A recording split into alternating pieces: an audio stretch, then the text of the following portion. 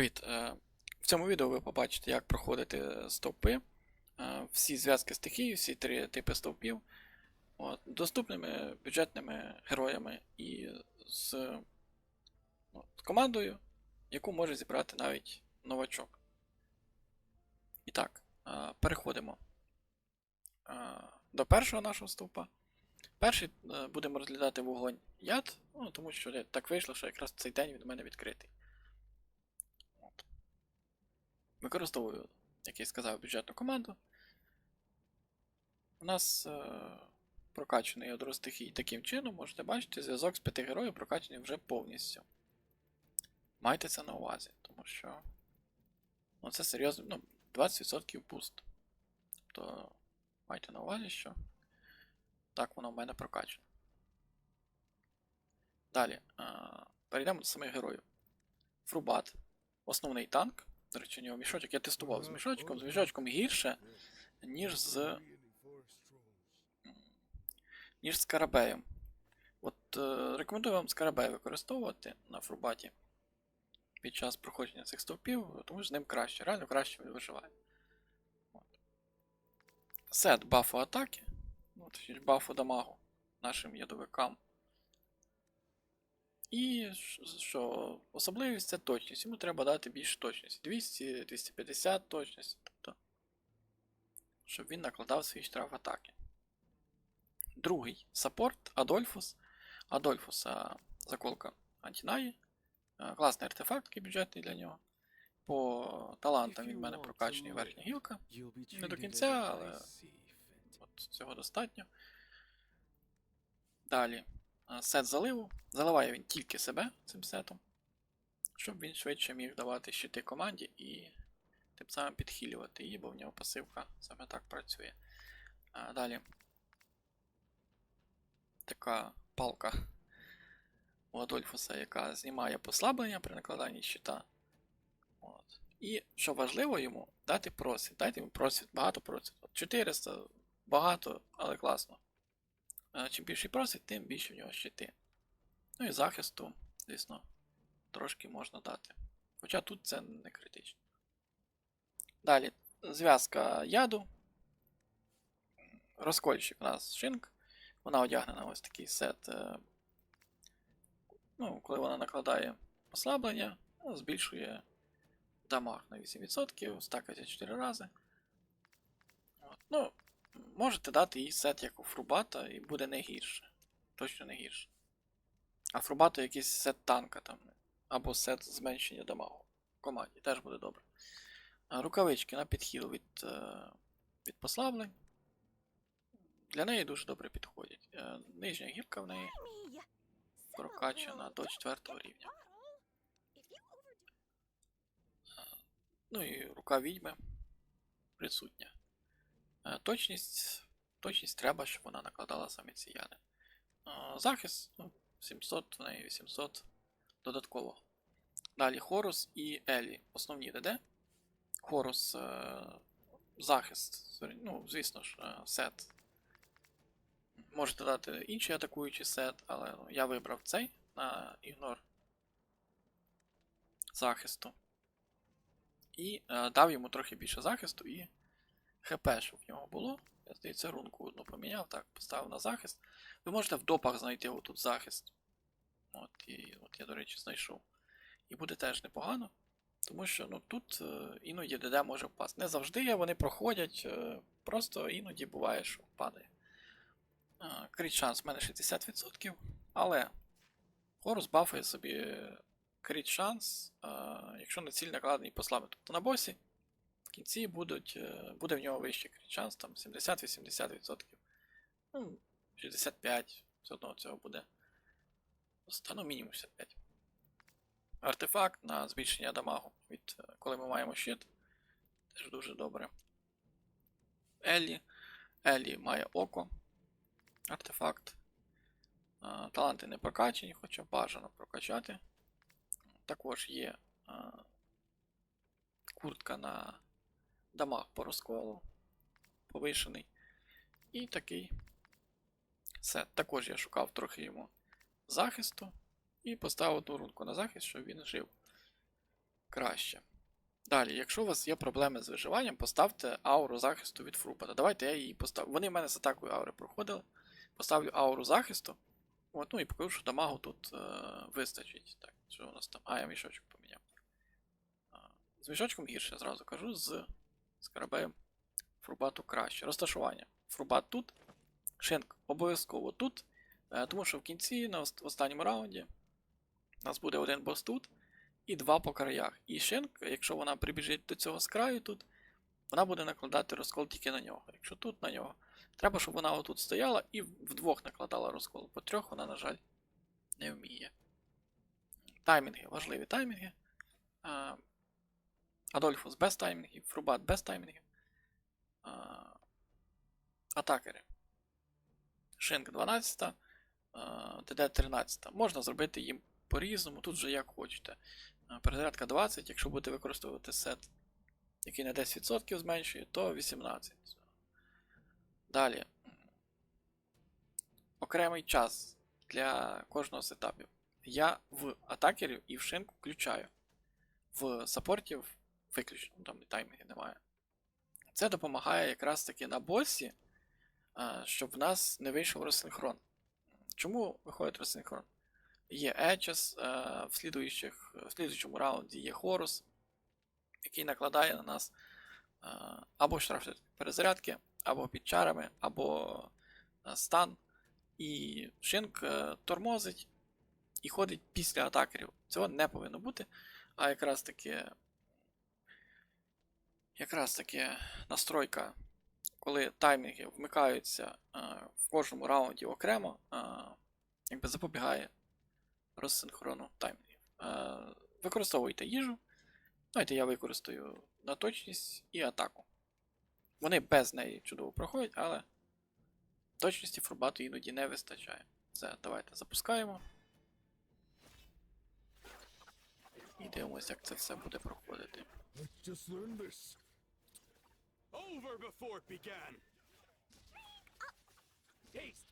ТД в нас. До речі, цього разу там кріт, напевно, в когось не прийшов, тому що обично з цієї ульти вони шотали оцих двох перших. Цього разу не пощастило, скажімо так. Нічого. Бач, тут вже розсинхрон пішов. Шинк вон в стані, вона. І вони не можуть адекватно по таймінгах ходити. Але нічого, на слідуючий раунд вони все одно будуть ходити так, як в нас було вказано. Тобто кожен раунд починається якби спочатку по таймінгу. І це дуже рятує от саме в таких ситуаціях.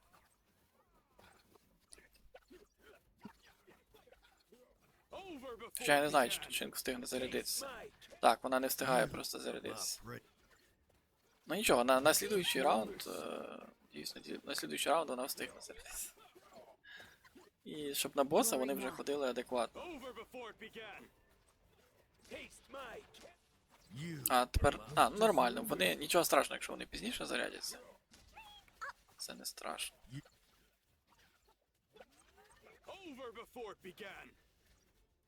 Ну, так, з аурою захисту, бачите, трохи довше вони з аурою захисту. А, тут, так, атакери трохи, ну нічого. По таймінгу все зараз буде добре, дивіться, Шинк, вона не буде відразу ходити, як зарядиться. Вона буде ходити на 12 секунді саме цього раунду. От, ми можемо бачити тут шкалу.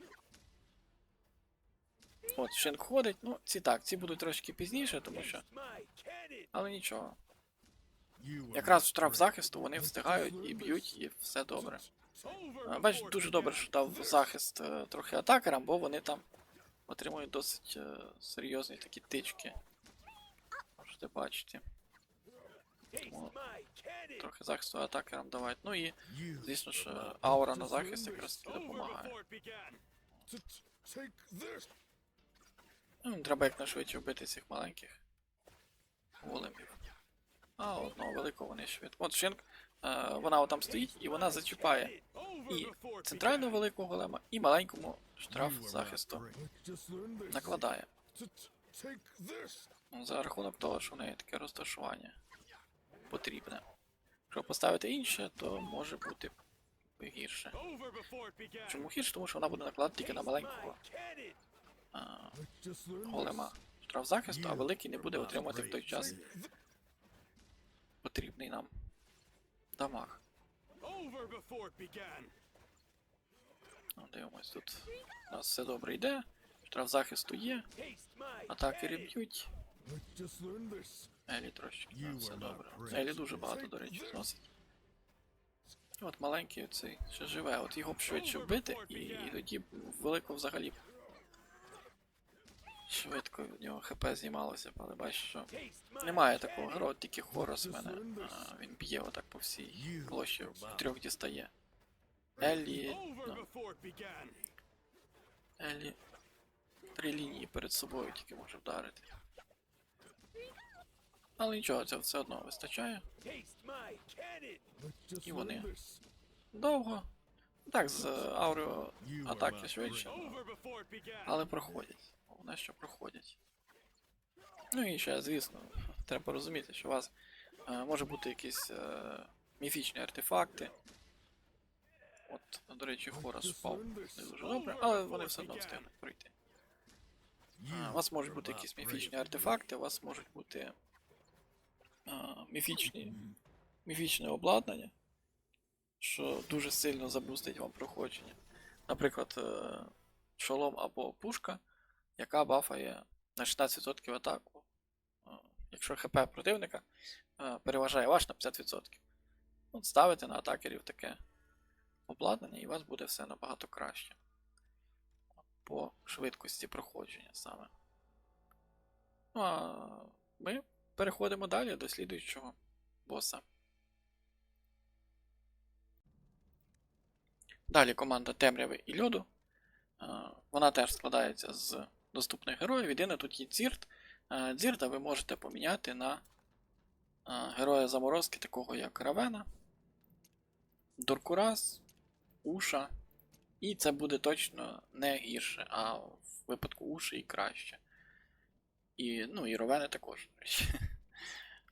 Але часто використовую, що просто подобається мені цей герой, і все одно вони тут проходять, тому чому не поставити.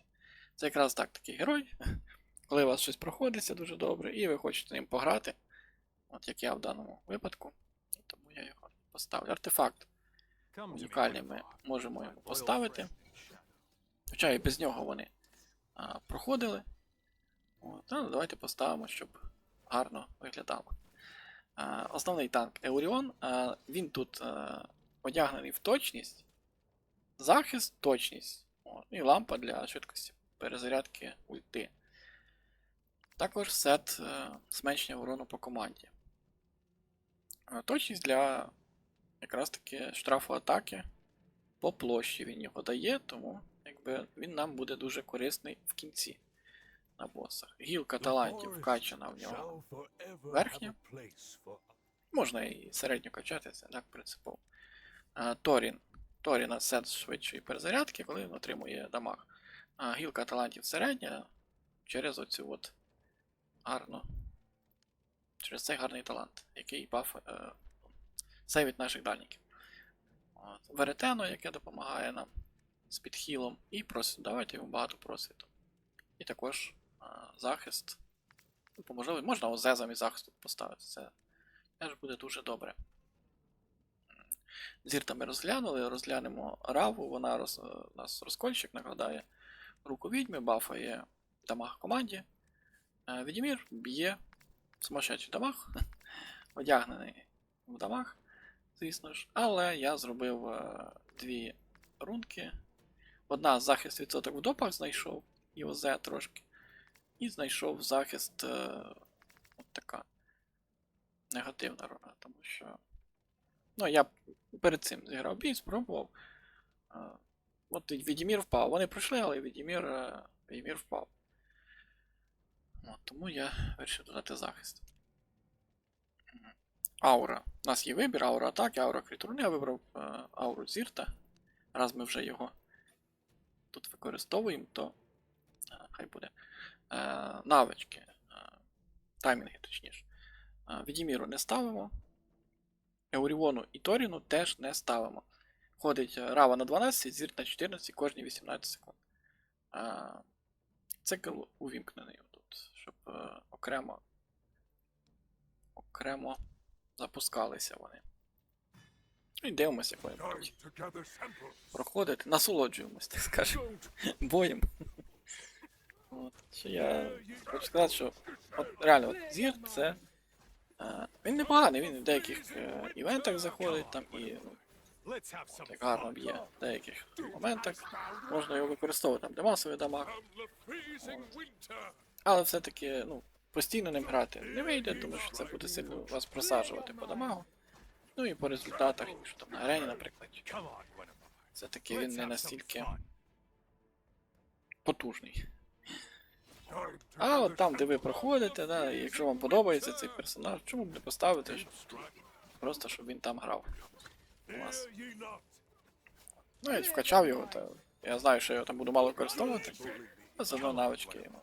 Що не цих гарно він пробиває чи бонусний штраф захисту накладає його пантера за рахунок артефакту. Дуже гарно це все виглядає. Ну і бос. Прийшли ми до боса. Надіюсь, він нас зараз не шотне від Іміра. Ні, Відімір живе. Ну просто я ж кажу, я запускав попередньо.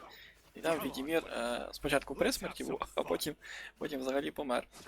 О, тому я йому захисту додав і вам рекомендую також це зробити. По дамагу, як бачимо, у нас все добре, у нас 3,5 хвилини, у нас от тут маленькі оці помаленьку здихають, і наноситься хороший дамаг великому стовпу.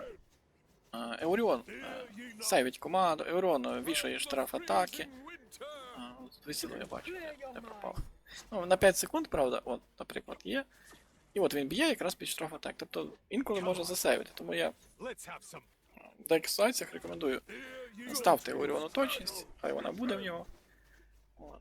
Там, де він виживає. Тобто, якщо він виживає у вас захистом там 2-2,5 тисячі, ставте точність, хай буде точність. Лишнім штрафатаки не буде, і вам не треба буде додаткового героя для штрафатаки ставити, тобто займати слот. І ви можете поставити такого гарного героя, як Зір, наприклад. І насолоджуватись. А стоп, цей проходиться дуже легко, бачили там артефакти. І шмот легендарний. Це досить легко проходиться, питань ніяких тут бути не може. Хоча он Відімір знову при смерті. Йому там не дуже щастить, я бачу.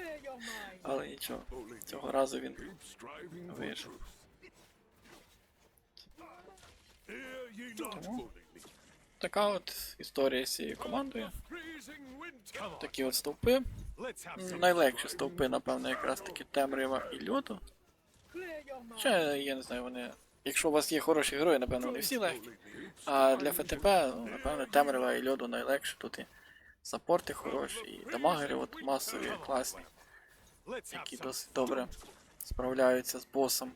Ну, цих по дорозі там, поки ви йдете, їх легко пройти, а бос все-таки такий для новачків, він трошки жорсткий, скажімо так. Особливо на ранніх стадіях гри. Ну що, переходимо до наступного боса. Далі. Стовп, який б'ється блискавкою і сяйвом. Найскладніший стовп. Я був трохи здивований, коли зайшов перший раз сюди, я такий заходжу, все там налаштував команду збору, думаю, все, я зараз принесу. Ну, звісно, не таку команду збору, таку, а епіки, ірарки. Думаю, такий зараз принесу, от ними легко. Ні, це не вийшло. Тому я... Ну, спочатку з саппортами були проблеми. Команда просто не жила. А потім я вирішив все-таки спробувати нестримними. По дамагу нестримні вивозять, але все не так просто. Скажу зразу, це найскладніший стовп з цих трьох. І якщо у вас є там команда збору або нестримних хороша, то ну, ви цього майже й не відчуєте. От. Але якщо немає, ну буває таке, що не падає. Якісь у вас інші фракції ви собі вибирали екзи або крутили. І цієї немає. якраз таки це відео для вас, ну і для новачків, щоб вони якось теж це все проходили. Хоча відразу ж не вийде, тому що, ну, досить такий вимогливий цей бос. І давайте по порядку пройдемось. Так, для початку стихія в мене вже трохи прокачана. Ви бачите, 5 героїв вже прокачано таким чином. Саме блискавка сяйва не прокачано ніяк. Бонус 5 героїв, просто 5 героїв для всіх і все. Далі. Яких героїв я використовую? Бачите, два саппорти це Натаніель і Гаріус. От, в принципі, вони забезпечують виживання пачки. Пробував з іншими. Трохи складніше. І так, Гаріус посох. Без нього навряд чи пройдете. Ну, на цій стадії сезону так точно. Далі сет захисту предків. Таланти. Талант, який вам подобається, такий качайте. Не знаю, я вкачав нижню гілку, здається. Ну, давайте вже раз ми в талантах, щоб ми сюди не повертались. Натаніель середня гілка. Хоча можна і верхню. Німбус нижня гілка, тому що є швидкість атаки. Шалтар я качав верхню гілку. І Вуконг верхня гілка також. Мені крітчанс не вистачало, я 8% звідси собі візьму. І так, далі, Натаніель. Сет бафу команди швидкості перезарядки. Ну, на 10% заливає, в общем, у нас. І заколка. Якщо у вас є жилет із Ауреліума, ставте жилет із Ауреліума. Ця штука тут можете ставити, можете ні. Просто я заради просвіту поставив. Ну і просвіту йому треба так. Більше ніж 300 точно. От. Нестримні. Основний персонаж Вуконг. Одягнений міфічне обладнання. Тому що без міфічного обладнання є проблеми в проходженні саме цих стовпів на цій стадії сезону. Артефакт в нього стоїть. Його артефакт, він також безкоштовний. Рукавиця, яка нам забезпечує, коли в нас втрачається ХП, а воно буде втрачатися у Конга, ми отримаємо 15% скорості атаки. І також на розкол куртка, ну і два верхніх теж нам не завадять, тому що дамагу тут треба багато. Шалтар. В принципі, те саме, що і у Конга по сетах, так? Тільки в нього на додатковий урон рукавичка. І стоять чорнила. Так, це ще я трошки по бюджетному одягав. Саме артефакти. Артефакти по бюджетному. Якщо є краще, то ставте краще. Але чорнильниця йому дуже добре заходить. Далі просвіту йому треба багато, атаки багато. Ну, більше 300 точно просвіту. Якщо вийде, то можна і 400. Німбус на розколі. Німбус сет бафу дамагу і рукавичка на відхил. Все дуже просто з ним. Таймінги я виставив, звісно ж. Вони отакі. 18 секунд у всіх, крім Гаріуса. Гаріус сам по собі. Перший ходить Німбус і Шалтар, ну, чи ж вони одночасно ходять. Через 2 секунди ультує Вуконг і Натаніель на 14,5 заливає їх на 10%. Абсолютно їхні. Шкалу абсолютного навику. Аура є атаки, є захисту. Я проходив з аурою атаки. Можна поставити ауру захисту, якщо у вас вони падають. І рекомендую з'їсти що-небудь, щоб було легше проходити. Давайте з'їмо бонус до дамагу і десь тут хороша їжа для нестримних. Давайте з'їмо. І раз ми бафнули собі атаку на 10%, можна і захист поставити, але я залишу. Залишу так, і давайте подивимось, як вони будуть проходити. Розташування. Дуже важливе таке розташування. Тому що якщо ви поставите два герої ближніх Шалтара і Вуконга близько один до одного, вони будуть атакувати одного маленького стовпа. В такому разі той стовп буде атакувати їх. От. І ще вони будуть отримувати дамаг від навичок головного стовпа. І якщо, не дай Бог, ще поставити таким чином, що взагалі і другий стовп буде атакувати когось з героїв, то він дуже швидко впаде, ваш атакер. Тому ви бачите і бачили, яке розташування я використовую. У нас підбігає Шалтар сюди поближче. Вуконг сюди. Гаріус не отримує бонус бойового навика Натаніеля, але йому він і не потрібен. От. Тому вони спокійно так виживають. В чому складність? Спитаєте ви. А складність в тому, що бос хілить маленьких оцих своїх стовпів маленьких. І зараз я візьму на X1. Він їх хілить, ми дамажимо, він їх хілить, ми дамажимо, хілить. І тому у нас не виходить нічого. Основний бос також отримає, чи ж він має бонус захисту 40% за кожного маленького живого стовпа, тому нам треба їх вбивати як можна швидше. От. Дуже сильно б'є бос, он половину хп в Шалтара зніс. Якби дуже серйозно для нас. От. Ну і що ще хочу сказати.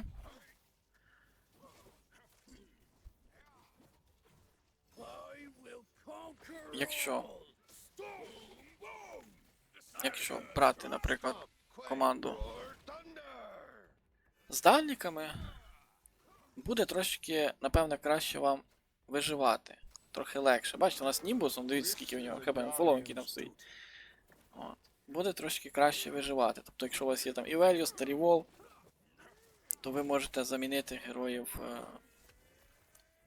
ближнього бою. Наприклад, Шалтара Івеліусом, а Вуконга Таріволом. І будуть вони дуже добре дамажити. Цей Вуконг дуже добре тут підходить ще тому, що в нього масовий удар. Він відразу дві цілі зачіпає. Тобто спочатку, коли він б'є цього маленького стовпа, якого б'є він сам. Ну, з Гаріусом, але це Гаріус там не б'є нічого. Тоді, навіть тоді він чіпляє великого головного стовпа. І вже трохи, бачите, хп він йому зніс. І зараз, коли він б'є, він також влучає по цьому стовпу. Хоч він і до нього не підходить. Ну, Шалтар там прям половину хп втрачає. Якби дуже серйозні тички. Тому майте це на увазі. Пробував через штраф атаки. З Іолою. Не дуже в мене виходило. Можливо, я щось не так робив, не знаю. Можливо, ви переглянете варіант штрафом атаки і у вас буде виходити краще. Тому що її можна поставити на розкол. От. І можливо краще. От чому Натаніель? Тому що він постійно підхилює з бойового. От. І Гаріус, він один раз там 18 секунд, це сильні щити і сильний хіл дає. А Натаніель постійно. І тому, коли Гаріус підхилив, бос вдарив, ці маленькі там б'ють, нас хп мало, і в цей час ми не хілимось. І якщо Гаріус десь в таймінг якийсь не попадає, і бос б'є в цей момент, все, наша команда падає. А так Натаніель, бачите, він помаленьку собі там відхилює хп, дає оце відновлення. Так, Гаріусу не дає, бо воно йому не треба, а от цим от дає. І так, у нас маленькі померли. Стовпи я вже можу взяти на X3. Ну, я не тому, щоб ви дивились, насолоджувались, як вони б'ють цих маленьких стовпів на X1 взяв, а щоб розказати, як це все працює. Тільки для цього не подумайте. От. Так. Вуконг, до речі, вже не один данж, де він реально себе непогано показує саме для новачків і для гравців, яких немає нестримних. Тобто він реально, нестримних немає масового дому, а він може масово вдарити. І дуже часто це виручає якраз таки новачків або ФТП гравців, або просто, в кого ще немає цього. Тому так от. Досить корисний герой, як виявилось. От. Ну, як бачите, змогли ми пройти. От. Змогли ми пройти всі стовпи, попередні там було легше. Ну, мені скажу, от, що треба було трохи постаратися, щоб створити таку команду, тому що пробував по-іншому. І цю не з першого разу я створив. Я також пробував комбінації без Вуконга, пробував з Іолою замість Натаніеля. От в мене не виходило, зразу скажу. І от вийшла така команда, користуйтесь, грайте, фарміть ці баночки собі і прокачуйте обладнання. Гарної вам гри, до зустрічі!